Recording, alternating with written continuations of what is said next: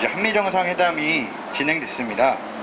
윤석열 정부의 첫 한미 정상회담이었습니다. 시민 여러분은 이번 한미 정상회담의 결과를 어떻게 보시나요? 저는 이 미국이 동맹을 이용해 자국의 몰락해가는 경제적 상황과 세계 패권을 어떻게든 이어나가려는 이 발버둥과 그런 미국의 마치 이 운전면허 도로주행에서 아무 생각 없이 앞차를 따라가는 듯이 미국을 따라가는 윤석열 정부의 모습이 보였습니다. 오늘은 한미 정상회담의 결과와 그리고 특히 미국의 중국 포위 압박에 윤석열 정부가 적극적으로 가담하는 이 모습을 비판하면서 미국의 대전략 가담이 아닌 자주적 외교를 해야 한다는 이야기를 해보도록 하겠습니다. 이번 한미 정상회담에서 특히 언론에 많이 보도되었던 이슈가 인도태평양 경제 프레임워크, 즉 IPEF입니다. 이 IPEF는 이름에서도 알 수 있듯이 인도태평양 지역에서 경제적 틀을 만들고자 하는 협력체입니다. IPEF는 미국이 주도하는 경제협력체인데요. 그럼 미국은 왜 IPEF를 만들고자 할까요? 바로 세계 경제에서 중국의 영향력을 축소하고자 합니다. 2022년 1월 글로벌 타임스는 중국의 GDP 규모가 EU를 앞질렀다는 보도를 했습니다. 단일 국가로서 EU의 GDP를 추월함으로써 미국 다음의 경제 규모를 나타냈습니다. 또한 많은 언론에서 향후 몇 년 이내에 중국의 경제 규모가 미국을 앞지를 것이라는 보도를 하고 있습니다. 강력한 내수 시장을 기반으로 한 첨단 기술 등의 발전을 통해 상대적으로 내수 시장이 중국보다는 작은 미국을 추월한다는 것입니다. 이외에도 여러 경제적 지표들은 지금 당장은 몰라도 장차 중국이 세계 경제에서 막대한 영향력을 보여줄 것이라고 가리키고 있습니다. 당연히 이 같은 사실은 미국도 알고 있습니다. 미국은 오바마 정부 때 아시아로의 회기를 천명하며 중동 지역에 집중했던 역량을 아시아, 특히 중국에 집중할 것임을 밝혔습니다. 트럼프 정부 때부터는 인도태평양 전략보고서를 발간하면서 중국을 가장 견제해야 할 대상으로 지정했고 바이든 정부도 이를 이어받았습니다.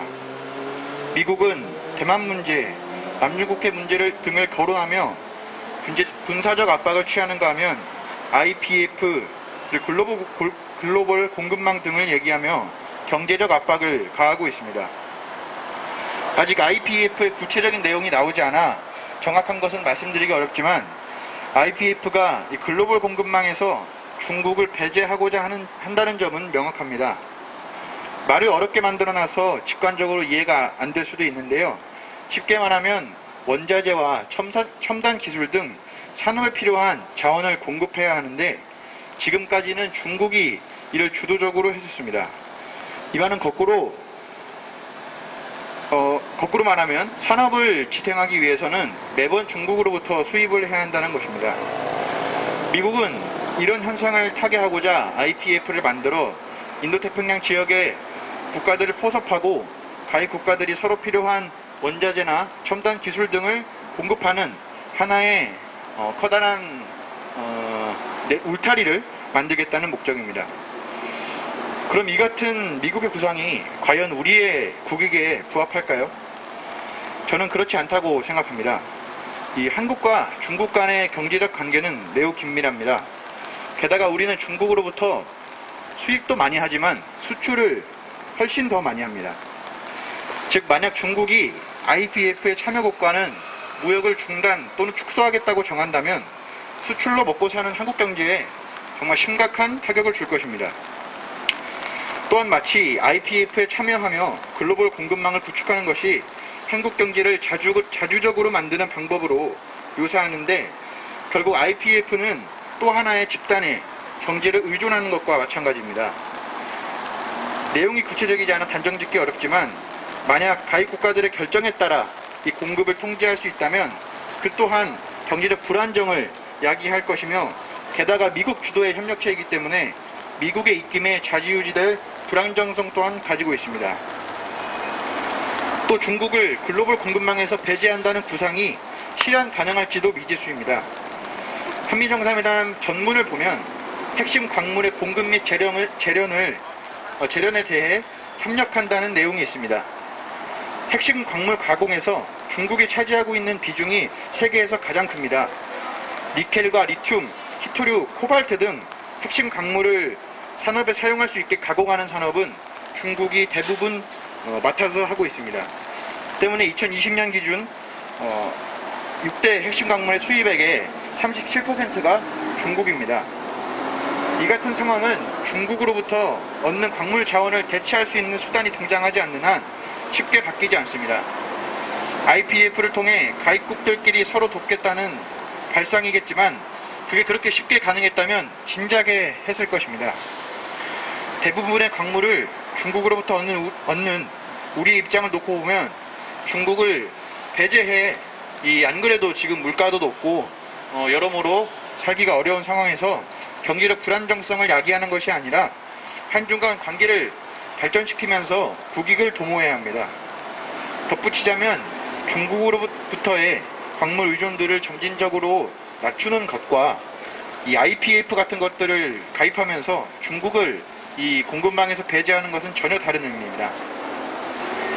윤석열 정부는 한미정상회담에서 미국의 중국 포위 압박에 적극 가담하겠다고 약속해 주었습니다. IPEF 가입은 그저 글로벌 국가로서의 책임을 다하는 것뿐이라며 중국이 과잉 반응하는 것이라 말하는데 이 국제정치에서 그런 표현은 단순히 정치적 수사에 불과합니다.